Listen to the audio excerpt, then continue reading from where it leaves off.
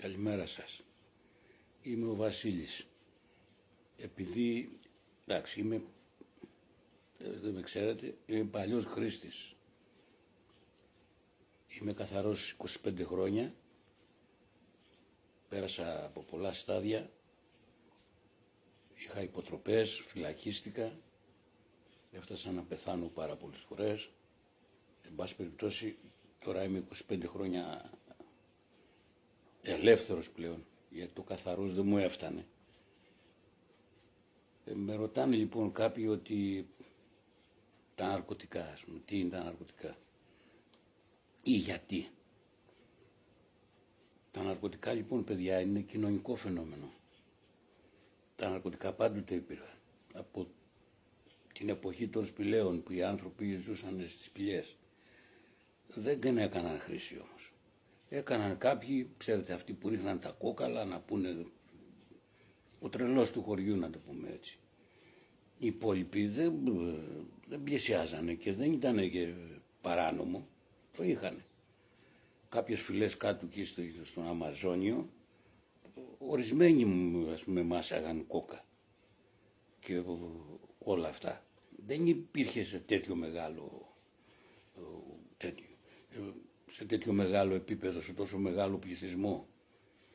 Τα ναρκωτικά άρχισαν να γίνονται ευρέως γνωστά και να χρησιμοποιούνται από την ώρα που η κοινωνία σπρώχνει τον άνθρωπο στην απομόνωση, στον ατομισμό.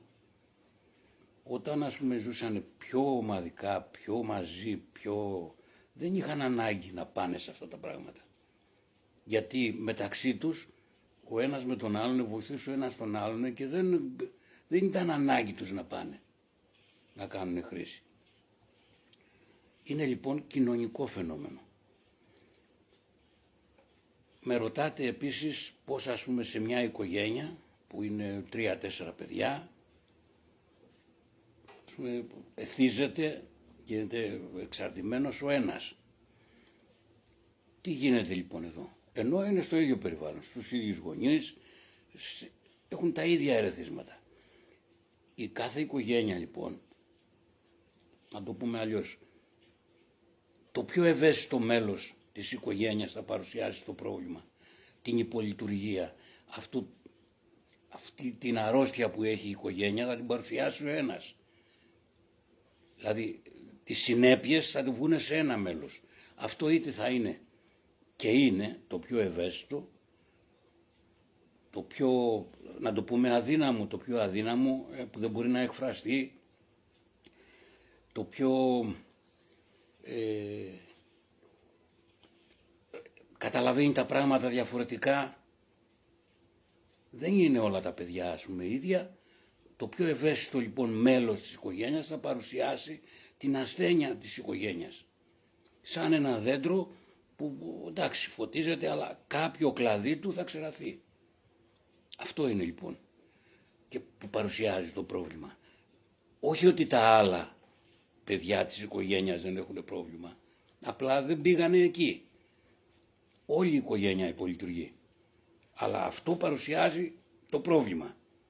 Το δείχνει δηλαδή. Είναι ο καθρέφτης της οικογένειας και του περιβάλλοντος γενικότερα. Πάμε λοιπόν τώρα να πέσει, ας πούμε, σε μια οικογένεια ένας έφηβος με τις ανησυχίες, το επαναστατικό και όλο αυτό που έχει. Θέλει να ξεφύγει, να κάνει.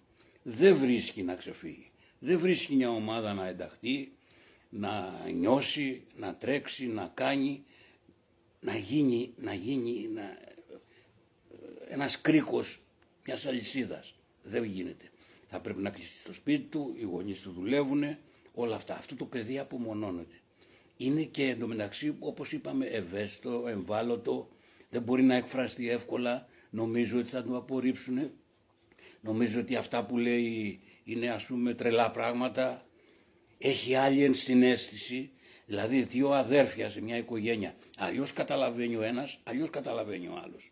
Ο ένας λέει, έλα μωρέ, δεν τρέχει τίποτα και πάμε παρακάτω, και ο άλλος λέει, γιατί ρε συμβαίνει αυτό στη ζωή μου, γιατί ο πατέρας μου, γιατί η μάνα μου να είναι έτσι. Ενώ ο άλλος λέει, αυτή είναι, τι να κάνουμε τώρα, τους αλλάξουμε. Αυτή είναι η διαφορά. Θα μου πεις πώς γίνεται? Γίνεται, ο κάθε άνθρωπος έχει την ταυτότητά του. Αυτό το λοιπόν το παιδί ο έφηβος, αν δεν βρει να ενταχθεί κάπου, αν δεν βρει να μπει σε μια ομάδα, να εκφράζεται, να μην τρέπεται για αυτό που είναι, να μην του πει άλλος, έλα τι είναι αυτά που κάνεις, ας πούμε, ξέρω εγώ.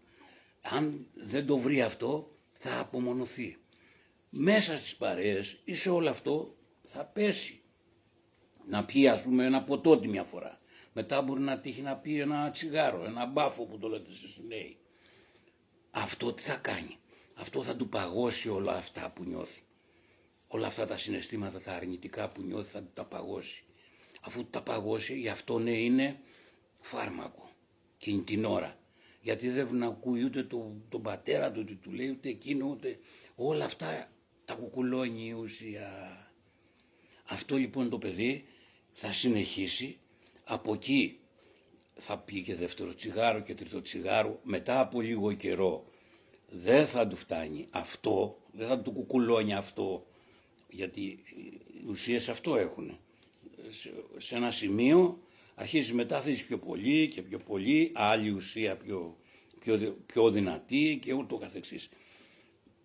Σιγά σιγά λοιπόν θα πάψει να την παίρνει την ουσία για να του καλύψει το τραύμα, αλλά για να μπορεί να λειτουργεί. Εκεί λοιπόν έχουμε φτάσει στην εξάρτηση. Εκεί δεν μπορείς να κάνεις τίποτα. Εκεί θέλει το παιδί να πάει οπωσδήποτε σε κάποιο πρόγραμμα, σε κάποιους ανθρώπους που ξέρουν να τον βοηθήσουν. Δεν γίνεται δηλαδή μέσα στο σπίτι να βοηθηθεί με τίποτα. Σας το λέω αυτό ξεκάθαρα. Θα πρέπει να πάει σε ένα πρόγραμμα, να αναζητήσει βοήθεια και να δει τι θα κάνει. Το πρώτο λοιπόν βήμα είναι να αποδεχτεί ότι ναι, έχω πρόβλημα. Είμαι εξαρτημένος.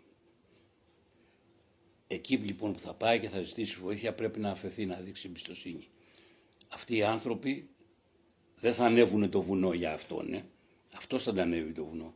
Θα του δείξουν το δρόμο. Θα πέσει, θα τσακιστεί, θα λυγίσει, θα απογοητευτεί, θα θέλει να τα παρατήσει. Αυτοί θα του πούνε ότι όχι, σήκω, ξαναπροχώρα, να το μονοπάτι, να ο δρόμος, ανέβα. Δική του θα είναι η κορφή, δική του θα είναι η νίκη. Εάν δεν γίνει έτσι, θα γυρίσει ξανά στην πιάτσα. Οι υποτροπές που υπάρχουν στα προγράμματα είναι για αυτό το λόγο, γιατί το παιδί δεν δούλεψε, δεν αποκαλύφθηκε, δεν έβγαλε δηλαδή τον εαυτό του να πει τα προβλήματά του, ξέρεις. Δεν αποκαλύφθηκε, λέγεται προσαρμοστικότητα. Προσαρμόστηκε στο πρόγραμμα και το τελείωσε. Το τελείωσε, αλλά πάντοτε στο πίσω μέρος του κεφαλιού του ήταν πάλι η εξάρτηση, πάλι η ουσία. Δεν ξέρω τώρα αν βοήθησα κάποιους που με ρωτάνε, αλλά αν θέλετε κάτι και αν το συζητήσουμε. Ευχαριστώ πολύ.